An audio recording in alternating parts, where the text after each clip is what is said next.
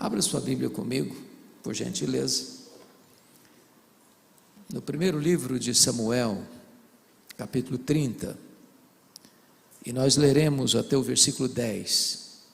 1 Samuel, capítulo 30, leremos até o versículo 10, e depois os versos 18 a 20.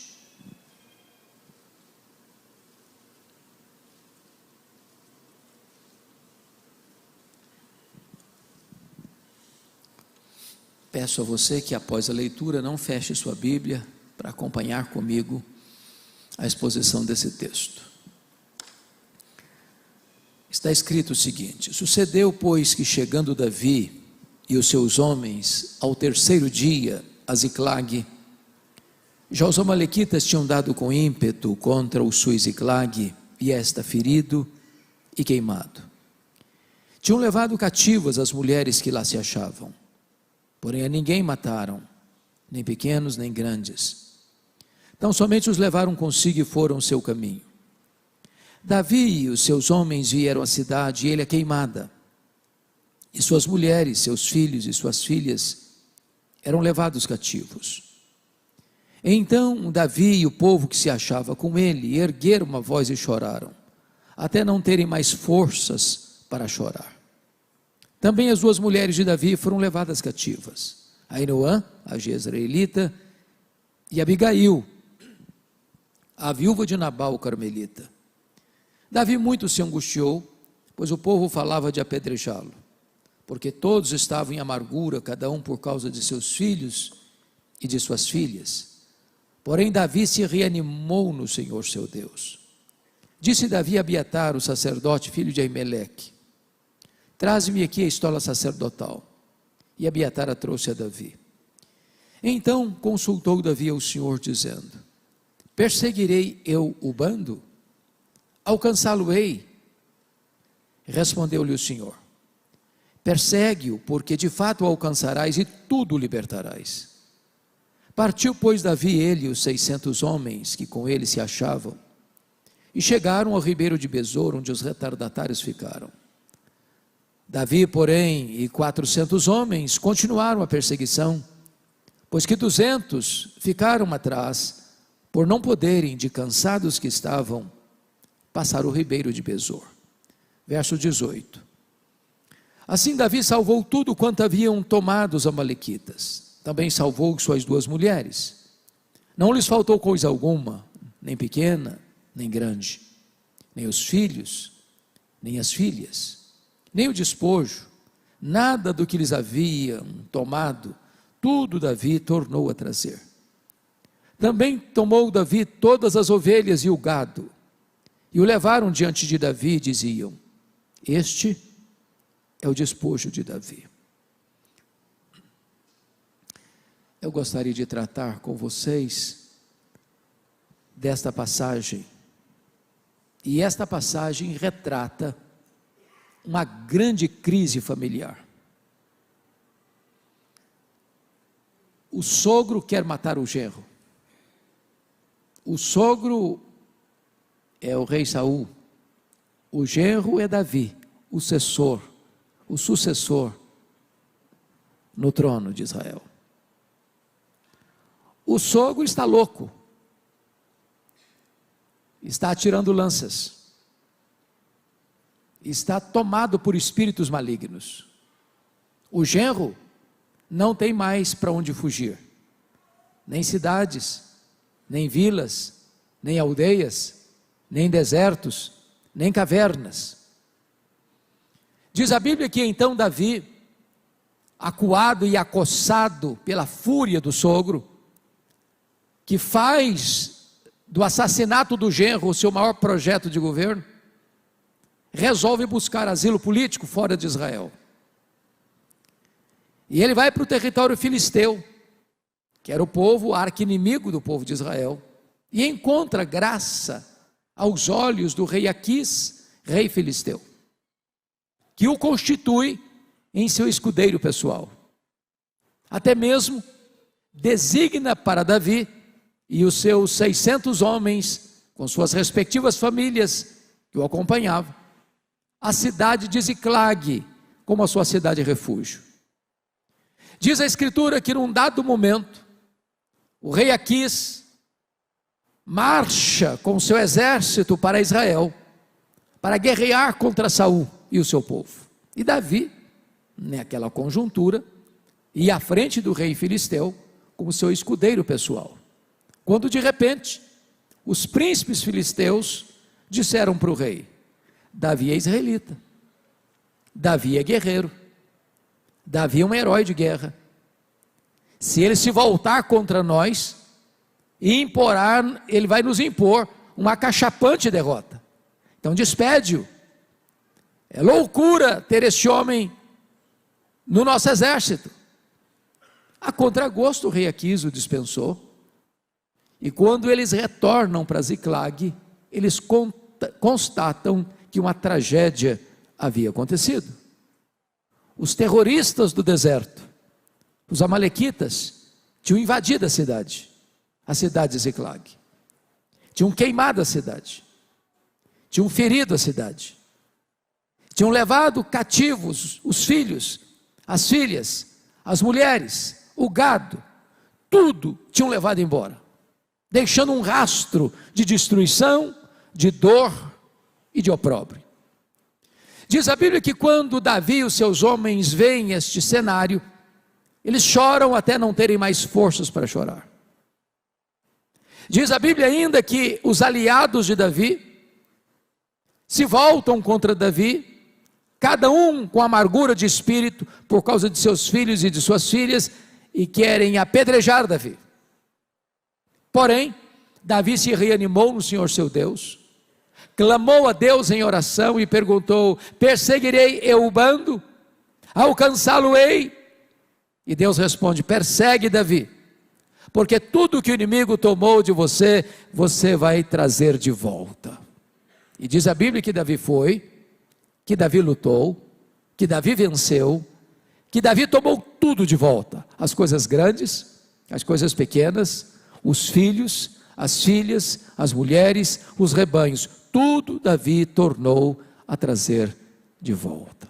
Por isso, eu quero propor nesta noite o seguinte tema para nós: tomando de volta o que o inimigo levou. Esse texto, meus irmãos, não é apenas uma narrativa, não é apenas um enredo histórico, dramático. Esse texto é também para nós um emblema, um exemplo de uma luta espiritual, de todas as crises que assolam a humanidade hoje. Certamente a maior crise não é a pandemia, que ceifou mais de 6 milhões de pessoas.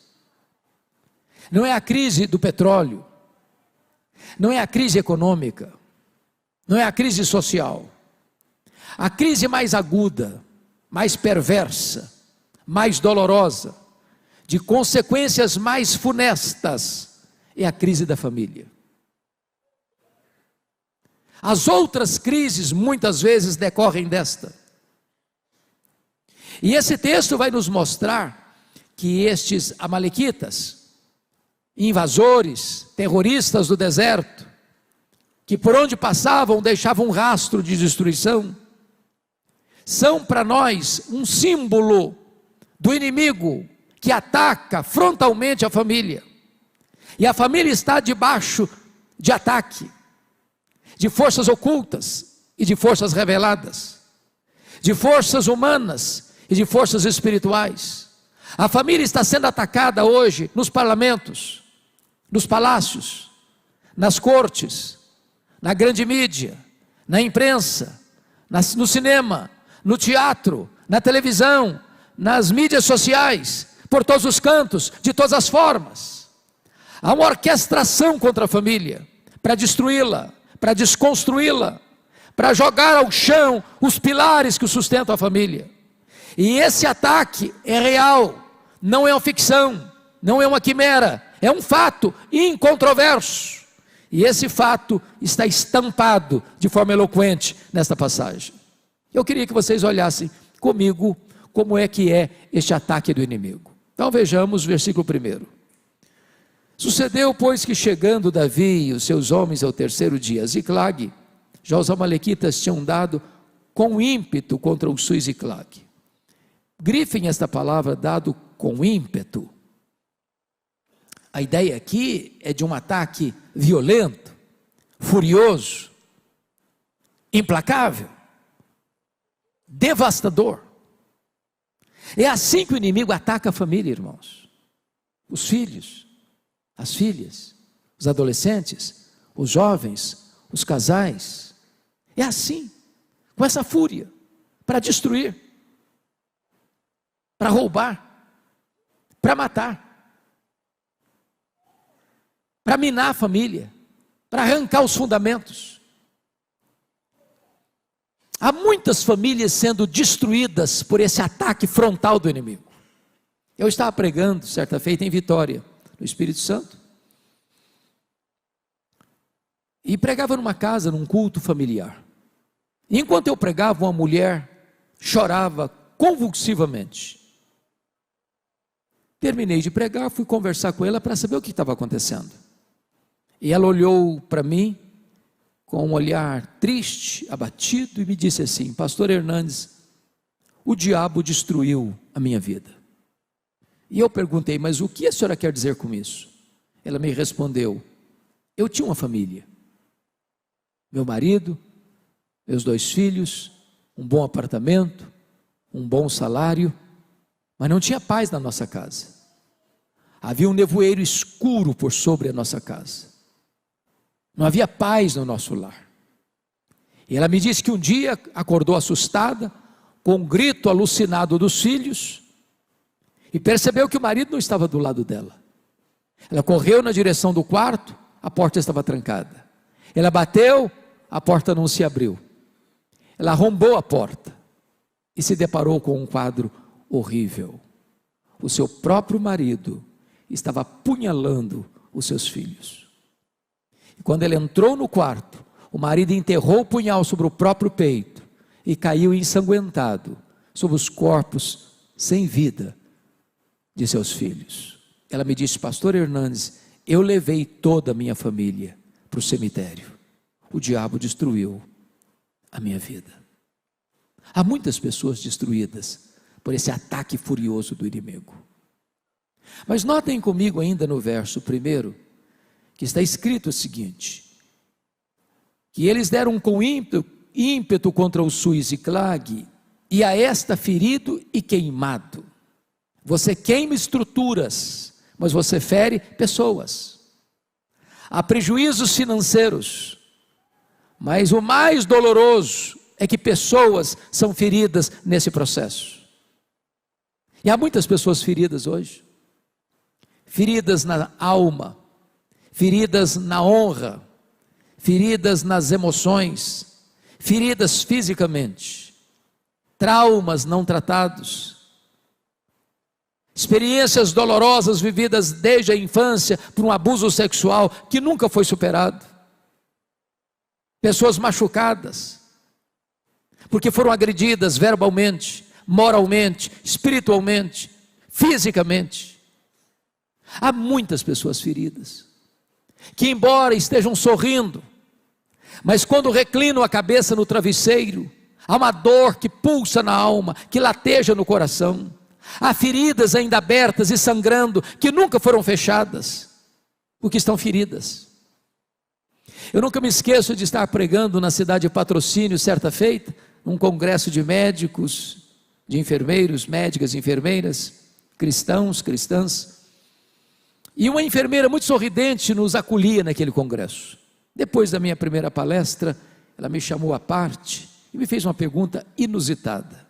Ela me perguntou assim: o senhor está vendo esse sorriso bonito que eu tenho? E eu olhei para ela e disse: é claro, como não ver? E ela me disse: este sorriso é uma mentira. Por trás desse sorriso, eu carrego uma alma doente, enferma, aflita. Há dores na minha alma que nunca foram tratadas e curadas. Há muitas pessoas feridas. Certa feita, uma pessoa em Vitória me procurou e me disse assim: pastor Hernandes, o senhor não conhece a minha mãe, eu sou o filho primogênito. A minha mãe, desde que eu a conheci, é uma mulher muito triste, deprimida. Já levamos em médicos, psiquiatras, já consultamos psicólogos, já fez todo tipo de exame que o senhor possa imaginar. Nada, ninguém detecta a tristeza, a causa da tristeza da minha mãe. Ela é uma mulher de quase 80 anos. O senhor podia ir lá orar com ela? Eu disse: eu vou sim. Quando eu chego naquela casa, aquela senhora estava sentada num sofá, com um semblante abatido, com um olhar distante, e eu comecei a conversar com ela, a família reunida. Num dado momento ela disse assim: eu quero ficar sozinha com o pastor. Quando eu fiquei sozinho com ela olhou nos meus olhos e me disse assim: pastor Hernandes, eu sofro há 60 anos. E eu perguntei: o que houve? Ela me respondeu: eu traí o meu noivo. Ele nunca ficou sabendo. Eu já sou viúva há vários anos, mas aquele pecado está tão vivo na minha memória, como se eu tivesse cometido hoje de manhã. Eu vivo numa masmorra emocional, eu vivo num pelourinho debaixo do chicote da culpa. Eu não tenho paz. Eu chorei naquele dia, por ver aquela mulher 60 anos, ferida pelo inimigo. E eu falei para ela da graça de Deus, eu falei para ela do perdão que há em Cristo Jesus, eu falei para ela do poder que há no sangue de Jesus para nos lavar e nos purificar de todo o pecado. E naquela tarde, aquela mulher de quase 80 anos se rendeu aos pés do Salvador. A ferida foi fechada, o sorriso brotou nos seus lábios. Eu tive o privilégio de acompanhá-la, de discipulá-la, de batizá-la e de acompanhá-la há quase 10 anos, quando o Senhor Jesus a chamou. Mas ela estava ferida 60 anos pelo inimigo. Notem comigo, amados irmãos, que quando o inimigo vem para atacar, o principal alvo dele é a família. É a família. Não tem igrejas fortes com famílias fracas. Não tem igreja saudável com famílias doentes. Não tem nação forte com famílias destruídas. Hoje, quando se tenta desconstruir os pilares da família, é um projeto de suicídio da nação. Você só tem uma grande nação com famílias fortes. O alvo do inimigo é atingir a família. Olhe comigo os versos 2 e 3. Versículo 2: tinham levado cativas as mulheres que lá se achavam. Olha comigo o final do verso 3: as suas mulheres, os seus filhos, as suas filhas eram levados cativos. Eu pergunto a vocês: que pai, que mãe pode estar bem se sabe que o seu filho, a sua filha está na mão do inimigo? Que marido pode estar tranquilo sabendo que a sua mulher está na mão do inimigo? Que mulher está bem se percebe que o seu marido está na mão do inimigo? Há muitos maridos prisioneiros, há muitas mulheres prisioneiras, prisioneiros da pornografia, prisioneiros da imoralidade, prisioneiros da ganância, prisioneiros da mágoa, prisioneiros do ódio, prisioneiros de tantas amarras que tornam a vida um pesadelo. Um dia eu fui procurado por um moço, um senhor, jovem senhor, trabalhava na área da música na igreja. E ele me disse assim: pastor Hernandes, eu vim comunicar ao senhor que eu estou indo embora de casa. Estou deixando a minha esposa, deixando as minhas 2 filhas, deixando o ministério de música, deixando a igreja. Eu conheci outra mulher e quero viver essa aventura. Irmãos, eu usei todos os argumentos que eu podia usar. Era como se estivesse falando para uma parede de concreto. Não teve jeito. Ele foi embora. Deixou a igreja, deixou o ministério, deixou a esposa, deixou as filhas. Essa mulher com quem ele se relacionava estava ligada fortemente com Umbanda. E eu fui algumas vezes à casa dele visitá-lo, e tinha despachos aos demônios na casa dele.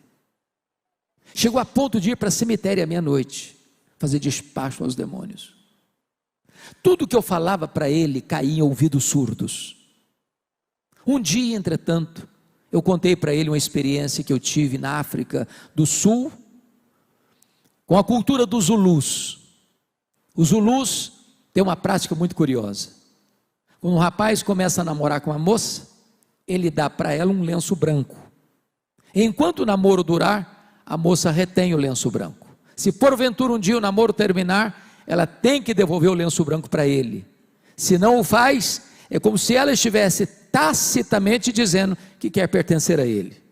E nós estávamos visitando a missão Kwasi-Zabanto na África do Sul, quando ocorreu um fato de um rapaz abusar da ex-namorada. A família levou o caso às autoridades. E a primeira pergunta que as autoridades fizeram foi esta: você devolveu o lenço branco para ele? Ela disse não. Eles responderam: então nós não podemos fazer nada com esse rapaz. Essa é a nossa cultura. Eu disse para aquele homem: você precisa devolver o lenço branco. Passaram-se algumas semanas, o telefone do meu gabinete tocou. Era ele e me disse: pastor, vem aqui em casa agora, eu vou devolver o lenço branco. Eu corri para lá. Quando eu cheguei, ele se assentou num sofá na minha frente, e eu confesso a vocês que eu nunca mais vi uma cena daquela. Aquele homem começa a tremer da cabeça aos pés. Esse homem começa a suar a roupa de tal maneira que a roupa dele ficou encharcada. E eu sabia exatamente a natureza da batalha espiritual que ele estava travando. E eu perguntei: você está pronto a devolver o lenço branco? Ele disse: pastor, eu preciso. E eu disse: então você vai pegar uma caixa e jogar aqui dentro dessa caixa tudo que você tem de feitiçaria dentro dessa casa. E ele começou a trazer correntes, patuás, velas, aventais, e encheu aquela caixa de todas aquelas quinquilharias. Eu disse que nós vamos levar isso para o quintal. Eu vou jogar 1 litro de álcool nesses objetos, e nós vamos queimar esses objetos, a semelhança do que Paulo fez em Éfeso com os livros de magia, para mostrar que você está rompendo com essas práticas. Eu joguei 1 litro de álcool naqueles objetos, levamos para o quintal. Ele riscou o palito de fósforo e não pegou fogo. Ele riscou o segundo palito de fósforo, não pegou fogo. E ele deu uma gargalhada cavernosa e disse: não vai pegar fogo. E eu respondi: vai pegar fogo sim, em nome de Jesus, porque agora quem vai riscar o palito de fósforo sou eu. E quando eu risquei o palito de fósforo, o fogo pulou naquela caixa, e esse homem deu um grito desesperador e caiu desacordado aos meus pés. Eu clamei pelo nome do Senhor Jesus, e Deus o trouxe à consciência, com o coração arrependido e quebrantado. Estava prisioneiro nas mãos do inimigo. Há muitas pessoas, irmãs, que estão prisioneiras de um hábito, de um vício, de uma prática pecaminosa, precisando de libertação. Mas vejam vocês que esse inimigo tem outra artimanha. Confira comigo, por gentileza, o verso 6. Está escrito: Davi muito se angustiou, pois o povo falava de apedrejá-lo, porque todos estavam em amargura, cada um por causa de seus filhos e de suas filhas. O inimigo vem e faz o estrago. Ele queima, ele fere, ele sequestra, ele escraviza, e agora ele joga uns contra os outros. É assim que ele faz. O marido começa a acusar a esposa começa a acusar o marido, a nora acusa a sogra acusa a nora, o pai acusa o filho acusa o pai, e em vez da família se unir para enfrentar o verdadeiro inimigo, a família começa a entrar num pé de guerra.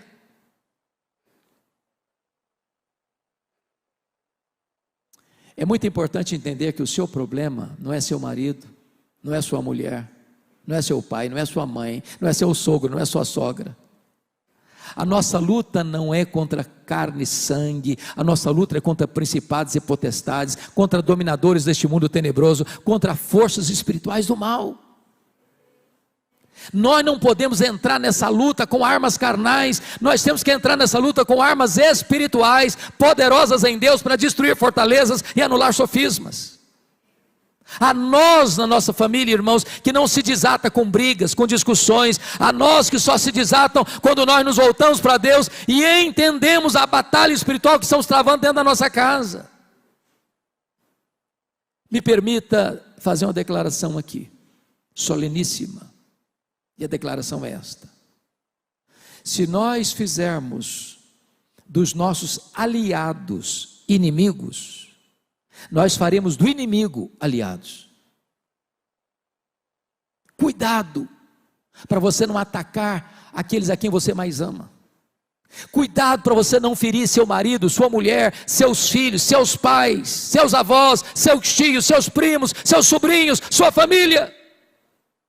Entenda o que está por trás, orquestrando, prendendo, escravizando, torturando, machucando, ferindo. Mas há outra coisa que eu destaco, está lá no verso 16, nós não lemos, mas vamos ler agora. Está escrito aí o seguinte: e descendo, guiou, e eis que os amalequitas estavam espalhados sobre toda a região, comendo, bebendo, e fazendo festa por todo aquele grande despojo que tomaram da terra dos filisteus e da terra de Judá. O que significa isso? Significa que quando o inimigo consegue alcançar alguma vantagem sobre a sua vida, ele vai celebrar isso.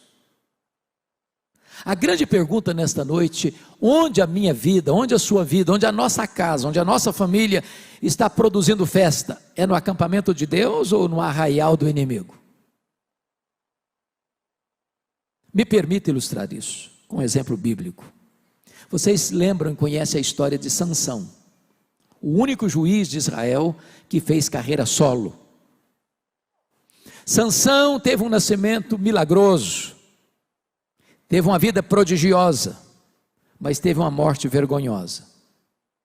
Sansão era consagrado a Deus como nazireu desde o ventre materno, cheio do Espírito Santo desde o ventre materno. Nasceu para uma grande missão, ser o libertador do seu povo. Sansão, como nazireu que era, ele tinha 3 coisas que ele não podia fazer. Ele não podia tocar em cadáver, ele não podia beber bebida forte, bebida alcoólica, ele não podia cortar o cabelo. Diz a Bíblia que um dia ele está caminhando com seu pai em Tímna, território filisteu, e ele viu uma moça filisteia, e ao chegar em casa, ele disse para o pai dele assim: papai, eu quero aquela moça para mim. Seu pai disse: meu filho, mas essa moça é filisteia, essa moça tem outros valores, tem outra crença, tem outros deuses, aliás essa moça é do povo que nos oprime. E ele respondeu para o pai assim: eu quero esta, porque só desta eu me agrado. Em outras palavras, não tem papo, não tem conversa, não estou querendo conselho. Notinha de rodapé. Eu sou pastor há 40 anos, eu nunca vi um rapaz e uma moça que, tendo desobedecido pai e mãe na área do namoro, que tenham sido bem-sucedidos no casamento. Eu não conheço.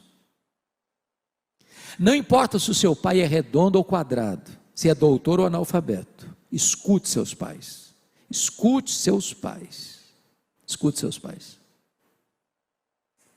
Diz a Bíblia que, quando ele estava indo para conhecer a moça, passando no meio de uns vinhais, um leão novo saiu em cima dele, e ele era muito forte, pegou o leão e rasgou, como se rasga um cabrito, e jogou do lado de fora da estrada. Quando eu leio esse texto, eu dou risada. Sabe por quê? Eu não consigo rasgar um coelho, quanto mais um leão. No dia do casamento, eu acho que ele devia estar até com gravata borboleta, uma roupa bem chique, passando por lá, lembrou-se da cena, e saiu do caminho, e lá no leão morto, já estava em estado já de sequidão. Tinha um enxame de abelhas dentro da caveira do leão morto. Ele enfiou a mão lá dentro, pegou um favo de mel, começou a chupar, ainda deu para o pai e para a mãe. Ali ele quebrou o primeiro voto de nazereado. Ele não podia tocar em cadáver. Ele procurou doçura no que estava podre. Ele procurou prazer no que era proibido e pecaminoso. Diz a Bíblia que ele vai para a festa. E está escrito em Juízes que ele deu uma festa. E nós colocaríamos um adjetivo, de arromba. Sabe por quê? Porque não quis ser diferente dos moços da sua época. Em outras palavras, Sansão não teve peito para dizer o seguinte: eu sou nazireu, a minha festa tem que ser diferente. Ele não teve coragem de assumir a posição que ele era de um homem consagrado a Deus. E ali ele quebra o segundo voto de nazereado. Ele não podia beber bebida forte, mas ele fez uma festa não de acordo com a sua vocação, o seu chamado, a sua vida espiritual, mas para agradar a etiqueta social do povo filisteu. Notinha de rodapé de novo. Ô irmãos, eu tenho rodado o Brasil. E eu não sei como é que é aqui em Santo André. Mas o que eu tenho visto por aí é que a festa de casamento dos crentes está se transformando numa vergonha. Você tem um culto lindo na igreja, um sermão maravilhoso, uma música maravilhosa, e você vai para um requintado cerimonial, e ali o pau quebra. A música que rola lá não tem nada a ver com Deus, mas não. Bebida alcoólica se serve todas. As luzes se acendem e o povo de Deus cai na pista de dança e volta para casa com as pernas bambas, bêbados. Ou a igreja evangélica brasileira põe o pé no freio, ou ela se seculariza e ela quebra a sua consagração a Deus. Tem crente que diz: não, pastor, mas vai ser muito chato você fazer um casamento, uma festa, vai ter o doutor fulano de tal lá, tem autoridades importantes da cidade lá. Ô irmãos, quem disse que eu preciso copiar o mundo para fazer uma festa chique e bonita? Quem disse que se você não tiver bebida alcoólica, você não pode fazer uma festa belíssima? O que é mais importante? É preservar a nossa consagração a Deus ou agradar o mundo? Sansão quebrou o seu segundo voto ali. Diz a Bíblia que ele propôs um enigma muito esquisito na festa. E ele teve que sair da festa para matar 30 homens. Tem graça uma coisa dessa? Ele ficou tão irritado que quando ele terminou essa matança, ele não voltou para a festa não, ele voltou para a casa do pai dele. A hora que bateu o saudade da mulher dele, porque nem lua de mel tinha tido ainda, ele vai lá, na suposição de que vai encontrar a mulher dele. Quando chega lá, o sogrão dele tinha dado a mulher dele para outro homem. Devia ir para o livro dos Guinness, nem lua de mel teve. Ele se irritou com aquilo, queimou a campinha dos filisteus. Os filisteus pegaram o povo judeu israelita, falando: não entrega esse camarada. E eles pegaram Sansão, amarraram Sansão, e ele se livrou das amarras e matou 1000 filisteus com a queixada de jumento, e fugiu para a cidade de Gaza. E diz a Bíblia que lá ele se deitou com a prostituta, um homem de Deus. Um abismo chama outro abismo. Ele sai de Gaza com o portão da cidade nas costas e com o pecado da cidade no coração, e vai deitar no colo de Dalila e vai tornar a brincar. Na 4ª vez que ele brincou, ele ficou preso. Cortaram o cabelo dele, o Espírito de Deus se retirou dele. Sansão significa sol, luz. Vazaram os olhos dele, ele ficou cego. Ele era o libertador, foi cativo. Não levaram-no para um templo religioso que adorava a Deus, não. Levaram-no para o templo de Dagon.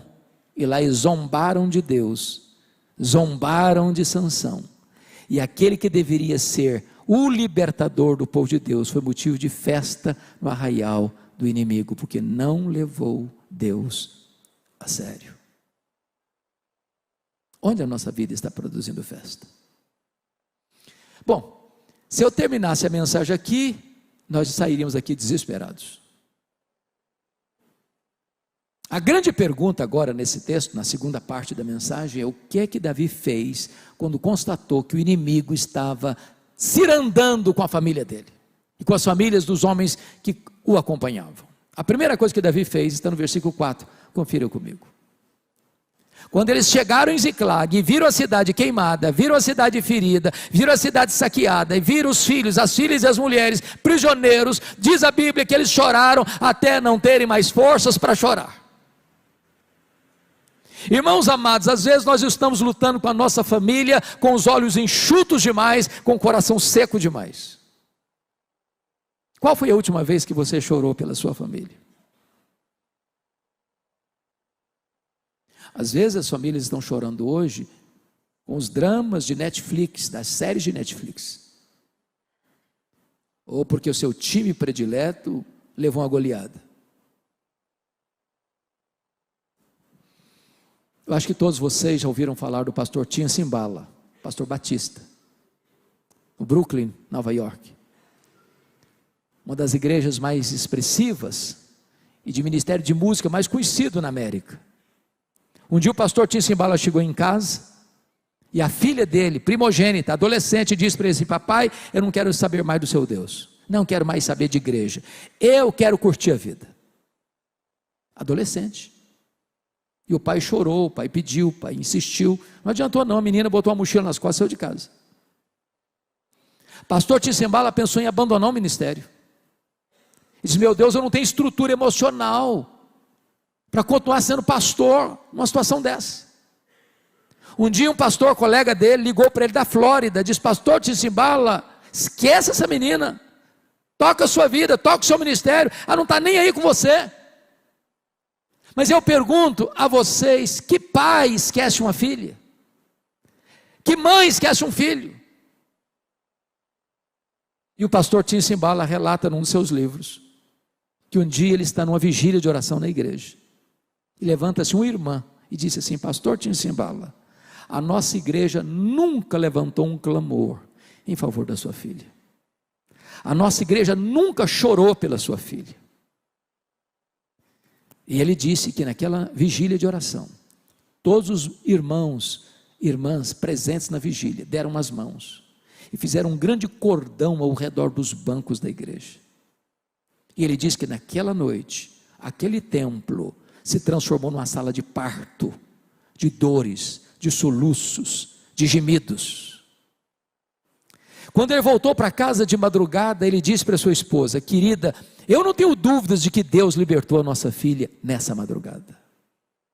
2 dias depois, a campainha toca bem cedo, a esposa vai atender, era sua filha, em lágrimas. Ele entrou para dentro de casa, abraçou o pai e disse: papai, me conte o que aconteceu há 2 dias de madrugada. Eu estava em casa e fui acordada e tomada por um senso profundo da presença de Deus. Parece que escamas caíram dos meus olhos e eu fui profundamente impactada pela presença de Deus. Eu quero dizer para o Senhor que eu estou de volta para Deus, eu estou de volta para a minha família, eu estou de volta para a nossa igreja. Jesus mudou a minha vida. Eu quero dizer para vocês nesta noite que nós não geramos filhos para a morte, nós não geramos filhos para o cativeiro. Os nossos filhos são herança de Deus, os nossos filhos são promessa de Deus, eles são bênção de Deus, e nós nunca vamos abrir mão deles em nome de Jesus.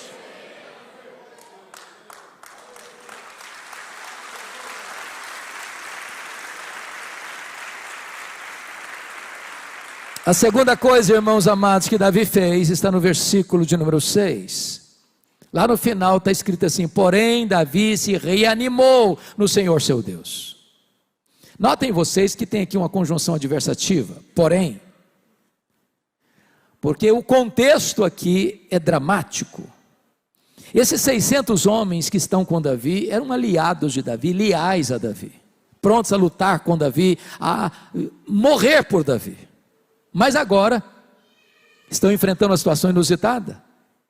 filhos e filhas prisioneiros, e eles botam a culpa na conta de Davi, e querem matar Davi. Eu não sei a leitura que vocês fazem, mas de vez em quando a leitura que eu faço desse texto, eu me coloco no lugar de Davi como um pastor de uma igreja de 600 membros. E de repente, numa hora difícil do ministério, não tem nenhum dos membros do lado do pastor. Aliás, todos os membros querem apedrejar o pastor. Como você reagiria diante disso? Por isso tem a conjunção adversativa. Porém, Davi se reanimou no Senhor, seu Deus. Ele não se reanima porque ele é forte. Ele não se reanima porque tem muita gente do lado dele. Ele não se reanima porque o inimigo é fraco. Ele não se reanima porque tem uma estratégia. Ele se reanima no Senhor, seu Deus. Sabe o que Davi está nos ensinando? Com Deus tem saída. Com Deus tem esperança. Com Deus o fundo do poço não é o último limite. Com Deus o milagre está chegando. Com Deus a esperança. Eu não sei qual é a sua causa hoje, que precisa de um milagre. Talvez é um casamento que está quase acabando. Talvez é um filho que se desviou da igreja e endureceu o coração. Talvez é uma situação de enfermidade na sua casa, que os médicos já deram a sentença, a medicina chegou ao último limite, não tem mais o que fazer. Talvez é uma situação dramática na sua vida financeira da sua empresa. Eu não sei qual é a sua causa hoje, mas Jesus está aqui hoje e Ele é poderoso para reverter esse quadro. Ele é poderoso para curar, Ele é poderoso para libertar, Ele é poderoso para restaurar. Ele está aqui hoje, Ele é o Deus da restauração. Reanime-se no Senhor, seu Deus. Há pouco tempo eu estava aqui em São Paulo e uma mulher veio conversar comigo.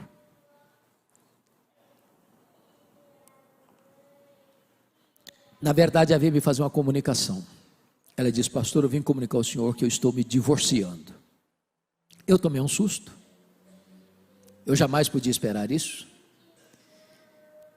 E eu perguntei assim: mas você está divorciando por quê? Ela me fuzilou com o olhar e disse: secou. Eu falei: precisa botar a legenda ou está claro? Eu perguntei: secou? Uai, mas se secou, minha filha, tem esperança. Eu falei: o senhor está doido? Eu falei: tem. A Bíblia diz que a vara seca de Arão floresceu. E Jesus, para fazer florescer esse sentimento que está seco no seu coração, falou: o senhor endoidou, estou falando para o senhor que morreu. Falei: morreu? Uai, minha filha, então tem esperança? Você não leu na Bíblia que Jesus ressuscita os mortos? Pois Ele ressuscita esse sentimento que está morto no seu coração. Falei: pastor, o senhor ficou doido mesmo. Estou falando: o senhor que acabou, não tem mais nada. Acabou, está entendendo? Acabou. Falei: acabou? Uai, mas tem esperança então, hein?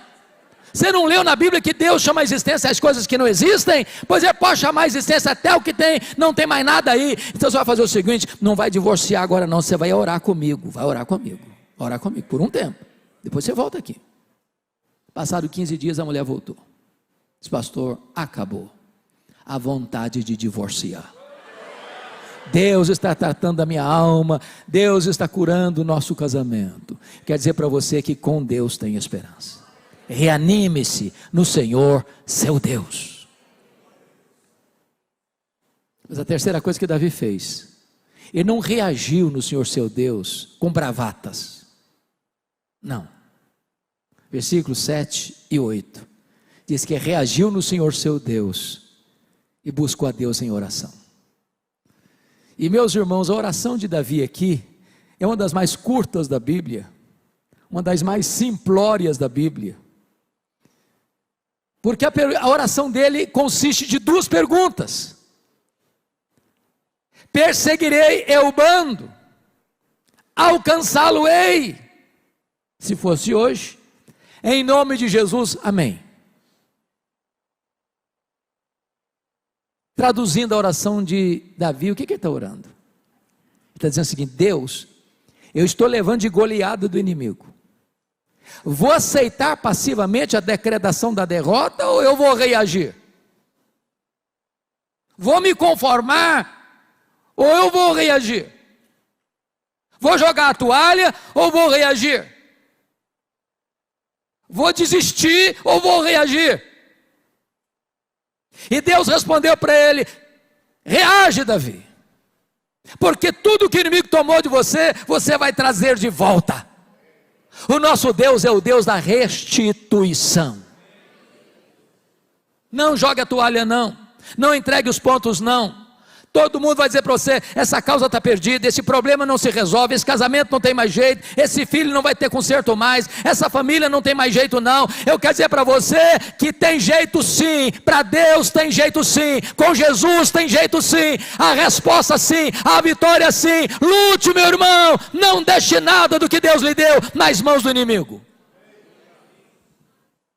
Agora preste atenção, o que Deus promete é vitória e não ausência de luta. O que Deus promete é chegada certa e não caminhada fácil. Porque diz a Bíblia que dos 600 homens, 200 ficaram para trás de cansados que estavam. Mas se você tem a promessa, você não vai desistir. Se você tem a promessa, você vai até o fim. Persevere, lute, ore e tome tudo de volta. Diz o texto que Davi foi, que Davi lutou, que Davi venceu, que Davi tomou tudo de volta. As coisas pequenas, as coisas grandes, os rebanhos, os filhos, as filhas, as mulheres, nada ficou nas mãos do inimigo, tudo Davi tornou a trazer. O seu Deus é o Deus da restituição.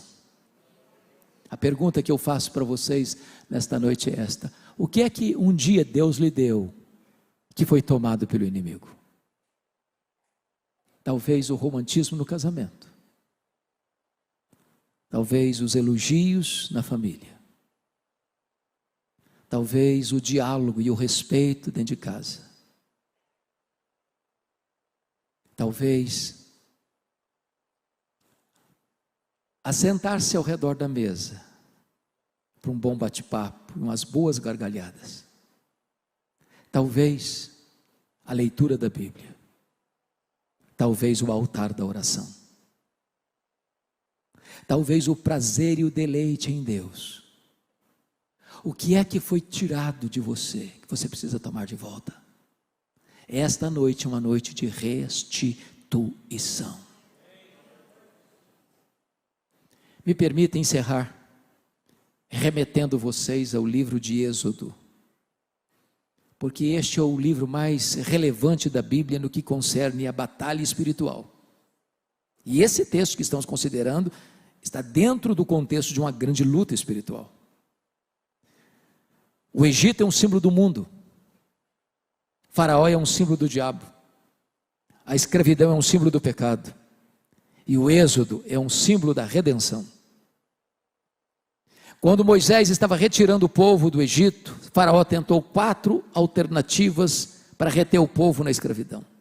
A primeira tentativa está lá em Êxodo 8, 25.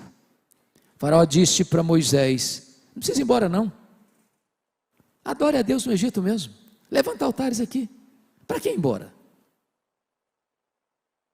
Essa é uma proposta muito sedutora, mas muito perigosa. Você quer ser crente? Não tem problema não. Você quer ir para a primeira igreja batista de Santo André? Tem problema não. Para que mudar de vida? Agora você é crente, levanta altar no Egito mesmo.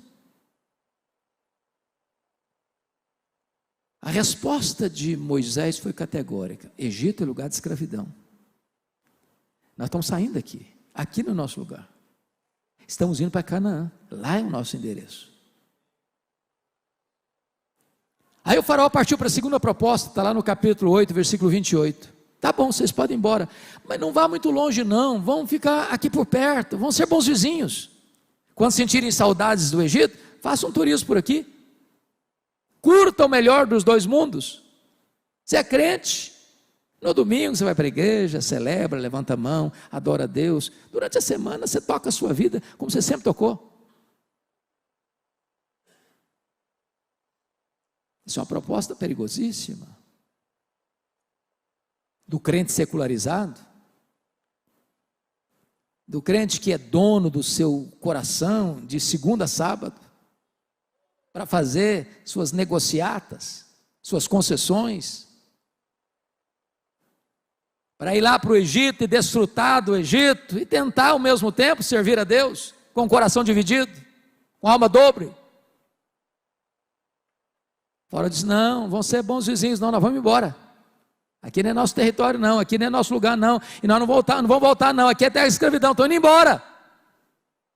Aí vem a terceira proposta, capítulo 10, versos 10 e 11. O faraó diz: tá bom, pode ir embora, os cabecinhas brancas, pode tudo ir embora. Mas os filhos, a moçada, fica no Egito.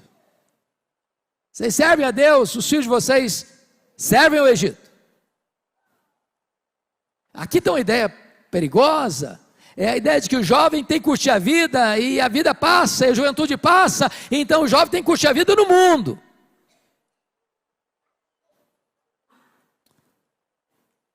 Há um tempo bem distante, já há alguns anos, bons anos, pastor, eu fui convidado para pregar numa das grandes cidades brasileiras, uma das maiores igrejas evangélicas da cidade. E eu tenho um problema sério, dentre tantos. Eu me perco quando alguém me pede para pregar sobre um assunto, um tema. Eu não sei falar sobre tema.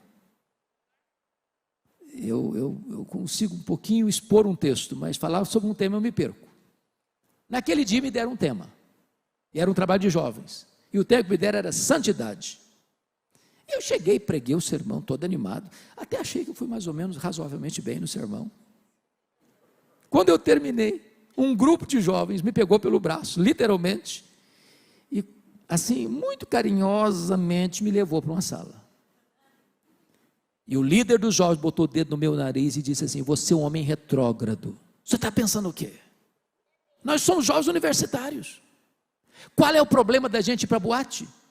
Qual é o problema da gente tomar nossa cervejinha no sábado à tarde, no sábado à noite? Somos jovens, a juventude passa, a gente sabe o que faz, somos maduros, no domingo estou na igreja, qual é o problema? Eles quase me bateram. Eu fiquei acuado. Eu disse: jovens, foram vocês que me convidaram, e eu já estou indo embora também.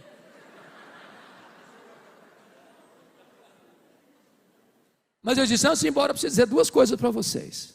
Primeira coisa, 1 Coríntios 10, 31. Portanto, quer comais, quer bebais, quer façais qualquer outra coisa, fazei tudo para a glória de Deus. Eu disse: vocês querem ir para a boate? Pode ir. Querem ir para o bar? Pode ir. Querem tomar todas? Pode ir. Desde que seja para a glória de Deus. Se conseguirem, vão em frente.